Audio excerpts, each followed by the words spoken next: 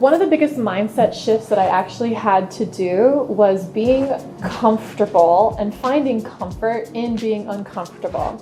So once I took my business abroad and I took myself abroad and I started living this lifestyle that I envisioned for myself for so long, I actually have realized that I was always this person who had a plan. We had like a plan and we know what we're going to do after that plan because we have a second plan, and we just had all these steps that would give me this false sense of security that I knew the direction that I was going in. Well, when I left my home in Miami and I moved everything, and when I say everything, I mean my one suitcase and my dog, put everything in storage, and when I moved over to Madrid, I didn't know how long I was going to be there for. I didn't know where I was going to go afterwards, and I would just learn that I would really need to be comfortable in not knowing.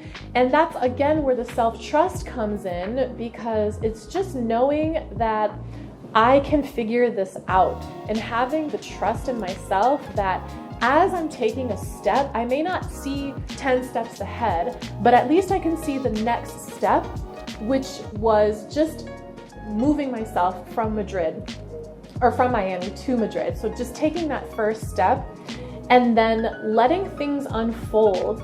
And it was really uncomfortable because I appeared to be this lawyer who owns her business and she has everything figured out, and it is fake news. It is not true.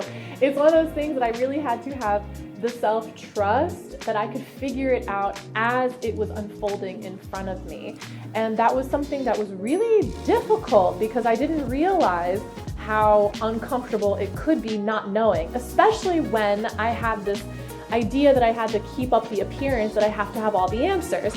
I don't have all the answers, and I had to be okay with not knowing. This is again where I really needed guidance on that. I really needed help, and my business coach was able to help me in that sense of reaffirming my self-trust and not wanting to throw everything out the window just because I didn't know what was going to happen a month from now, 2 months from now. I was actually even planning my life 24 hours in advance. I literally didn't even know what country I was going to be in later on that evening. So it was one of those things where, yes, I was asking for all of this adventure, but with the adventure, my mind was actually creating some chaos because I didn't always have a map for the adventure. And it also really taught me to be grounded in where I was in that moment. In the midst of all this chaos and uncertainty that, not just I was feeling, but the whole world was feeling at one point, that we just really didn't know what was happening and what was going to be happening tomorrow.